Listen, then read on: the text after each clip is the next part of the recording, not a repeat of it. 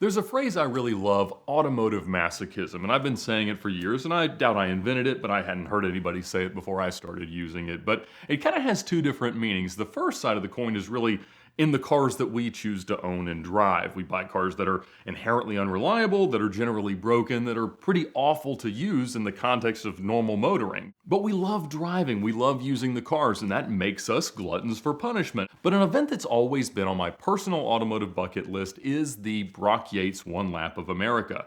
Now, Cannonball, we know, took place from 1971 to 1979, but after the heat of the movie and the general national attention and some of the pressure from Car and Driver magazine came on to Brock Yates, he decided to change the event. And originally it was a time distance rally, and in the mid 1980s it was about an 11,000 mile road trip around the country. And they drove it very much like a cannonball. They caused quite a stir, they got in a lot of trouble, but they had a lot of fun. Into the 90s, it changed into an event where there was a big on-the-road loop, about 6,000 miles then, but you would stop at 5 to 10 different racetracks, everybody would set a time, and then you'd move on to the next destination. And that's generally the form that it takes today. It's now run by Brock Yates Jr., and it's amazing. It starts and ends at Tire X headquarters in South Bend, Indiana, and over the course of a week, you drive about 3,500 miles on the road and you stop at 8 or so different racetracks. And at each track, you get 1 or 2 opportunities to set a fast time, but it's only for 3 laps. And so you get an out lap, you stop at start finish,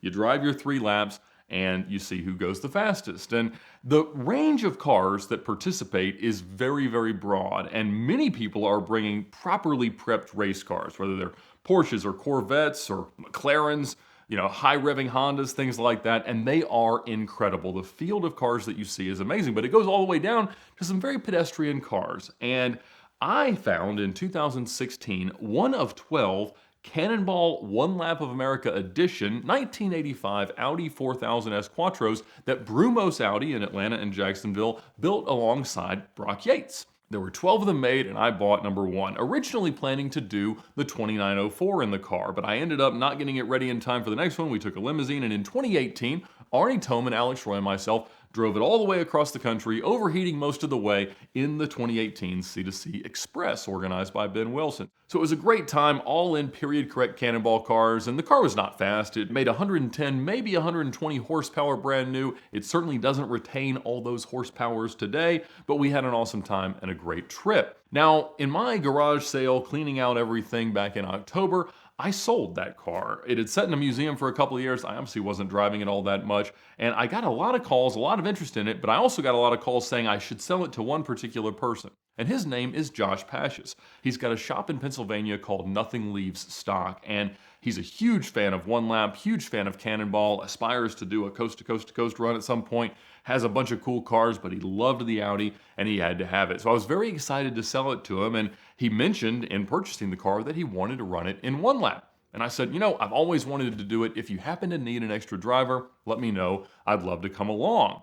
Now, I didn't know at that time just how much of an automotive masochistic decision that was going to be. I'd been to several of the one-lap stops when they come to Atlanta Motorsports Park or somewhere where we kind of intersect, and I'd seen what goes on, and honestly, it seemed a lot like you just sort of sit around all day, and then for a very short time, you get to spend it on the racetrack. And so it seemed like almost a relaxing automotive trip. This was very incorrect.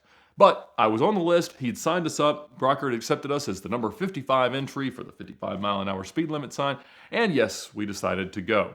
Now, very fortunately, I was going to have quite the arrive and drive scenario. Josh was a great mechanic, he was going to go through the car, he was going to get it to South Bend, all I had to do was fly into there, and a week or so later, fly back home. And so I get up there really not knowing what to expect. I'd kind of told him, look, I'm just along for the ride, I'll drive as much or as little as you want me to, I'm just excited to be a part of the event. So I arrive, and over the next few hours, the layers of the onion get peeled back to figure out what I'm really in for. And it is an absolutely beautifully miserable week of automotive masochism. Exactly my brand of vodka, and the kind of car that really was very poorly fit into what the challenge was ahead. Obviously, it's not fast on track, and it's really not very fast over the road. Now, the problems with the car had never really stopped since I bought it. We'd been through countless shift bushings, lots of fuel problems, lots of cooling problems, and Josh had experienced a lot of those in leading up to the trip. After the last shift bushing failed, he'd eliminated it with a Heim joint, Reverse and second gear, though, were generally unavailable, so we were struggling a little bit, but we had third and fourth, which is what you're going to need on most racetracks. On his way to South Bend, the upper radiator hose broke. He repaired that with some random AutoZone hoses. The ungettable window switch failed, and so he ended up having to expose the wiring through the door with male to female clips so that you could switch the polarity and run the motor backwards when you needed it to go in the opposite direction, because we only had up. So up needed to mean up or down at times. So he'd gotten that working, but he continued to have a very loud fuel pump noise, and the car would occasionally buck, lose power, and things like that. And he decided that it was time to check the inside of the gas tank, which around the pickup was just full of sludge and rust and awfulness. And so they drained the tank about halfway to South Bend, ended up cutting a hole in the top of it, cleaning it all out. They got that working, welded all that back up, retained one little pinhole leak that we struggled with a little bit, but some JB Weld ended up sorting that out before too terribly long. Now, when Arnie, Alex, and I drove it across the country, it had overheated the entire time, and there wasn't an obvious problem with the cooling system. The radiator was in pretty good shape, the fan was generally working, the thermostat was working. Josh had put in a digital coolant gauge because that didn't work all the time, but we could see the oil temperature and it just kept climbing and climbing. And so immediately into the trip, we start having to run the heat at full blast the whole time. And that was quite miserable, even though it was pretty cold outside, just because cars get hot real fast. And that would keep it kind of a manageable temperature, maybe 100 to 110 degrees Celsius, but it was not allowing us to go very fast because it would overheat in an irrecoverable way if we got over about 85 miles per hour. And so we had backed it down, we were doing about 75, and the car is just constantly giving us problems. Eventually that fan stops working, and our third teammate, Bill Cho from the Audi club, was actually walking in the door just as they were trying to close the AutoZone, and they're washing the windows, the lady that worked there, and she's moving on to the next pane, which is the door, and she sprays him in the face with Windex as he walks through the door. So he's screaming in pain, he feels like he's been maced, but we go in behind him as he's sorting that out, and we tell her we need a fan. She knows nothing about the car, nothing about cars in general, doesn't even know what water wetter is because we needed that too. She thought that might be a drink, and it is not. But we found some of that, and we went walking through the aisles, looking in behind the counter for the right fan that might fit. We measured a couple of them, and we got one that went in. Josh installed it in the parking lot right there,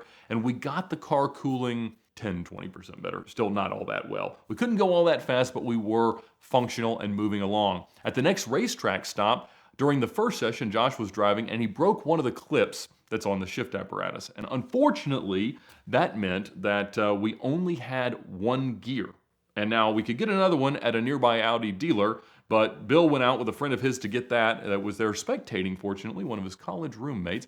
And they went out to find it. The first dealership they went to didn't have one, so they kind of triangulated, went 2 hours to get to one that was an hour back. And so they weren't going to make it back in time for our afternoon run, which was going to be mine. So I ended up having to do the run entirely in third gear. They had to push me off from a start to avoid slipping the clutch too terribly bad, but I made it around. We put a time on the board, which actually doesn't help all that much. That was a frustrating thing because cars are braking constantly. There were 85 total cars and only about, 70 of them finished. But amongst the ones that didn't finish, a lot of them ended up beating us in the slowest car that completed every single event. And so that was frustrating. So eventually we do get our shifter fixed. We've got all the gears generally available for the rest of the week, and we move on about our merry way. Now again, if you're the slowest car in the pack, they run each session, fastest to slowest, you're sitting around waiting, then you go out, and then it's time to go to the next place. And so generally they've recommended a few hotels nearby each track. And so we're leaving hours after all the faster cars, and we can't drive very fast. So we're getting in at midnight, 2 a.m., 3 a.m. each night. And, I'm thinking, I'm going to have my computer with me. I might get some work done. No, it's super hot in the car. There's no room for anything. It was not a very productive week. Again, very different than what I thought might just be a relaxing little road trip.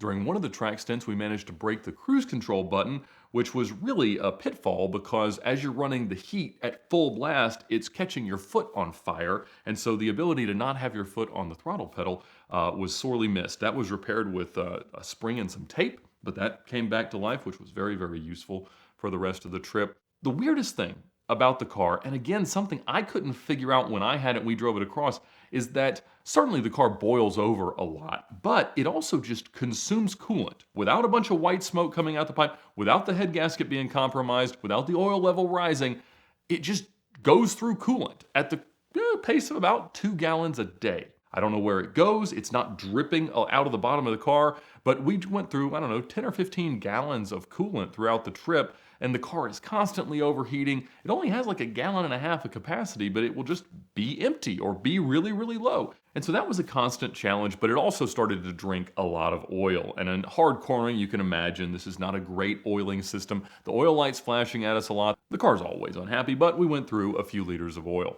One track that we were all really excited to go to was Hallett. It's one of Josh's favorite tracks. We had rented it last year for the filming of Car Trek 6, had the big motorsport reunion of the old Car Trek cars, and I really got to know the track well. I liked it a lot. It was pouring rain, and so Josh did the morning session, I did the afternoon, and in my drive, the alternator fell off. Now, fortunately, one of the bolts held it on enough that it didn't throw the belt, so it wasn't a massive repair, but I came off the track, it just ticking and sounding awful. I probably should have stopped beforehand, but I really felt like it mattered that we got all the sessions done rather than retiring early on any of them. Unfortunately, when you are in a very, very slow car and you're always going to get probably last, if not 2 or 3 from the bottom, you only get 5 points for every car that you beat. And so the difference in not finishing and finishing is minuscule. And so still, it mattered to us. We were going to finish all the events. We were going to get back to South Bend to the finish line. And we did. I mean, again, the thing broke every single day in a myriad of ways, but Josh was able to fix it, or we were able to find the parts, or we were able to just keep it going. And that was an amazing feeling to get there in the slowest car. A lot of people had really been pleased that we had brought a car that was obviously so unqualified for the event. And as I'm sort of surveying the field, like, who is doing this the right way? I mean, there's people that have hired professional drivers to drive their high-powered, race-built supercar to hopeful victory. There are people that have, I mean, just insane builds on relatively inexpensive cars, turning them into $200,000, $300,000, $400,000 track monsters. And then there were people just in a, street trim GT3 or McLaren or something like that also just seemed to be having an absolute blast. And so everybody kind of finds their own way to do it. But I have to say, doing it in a slow car, apart from the fact that you have to wait till the end and you're always driving through the middle of the night, was really, really awesome. And I think there were so many people that had built this community, their own little fraternity of lunatics that are masochistically endeavoring into the world of the automotive hobby in a way that I have to say I was super impressed by. These are a group of true friends that see each other once a year. Many of them have been doing this event for decades. One of the guys in our kind of group of about 6 cars that Josh had organized was in a Volkswagen that they built several years ago, but this was his 20th year in one lap. He'd seen the transit distance going down from 6,000 to 3,500 to 3,000 miles and more tracks, different tracks. He'd been all over the country, and it was his way of expressing his love for the automobile. And whenever I do an event like this, whether it's a road rally or a race or a track event or whatever, you always sort of find when you say you love cars, that doesn't mean the same thing to everyone. And for a whole lot of people with a whole lot of great cars, this is the way that they love cars.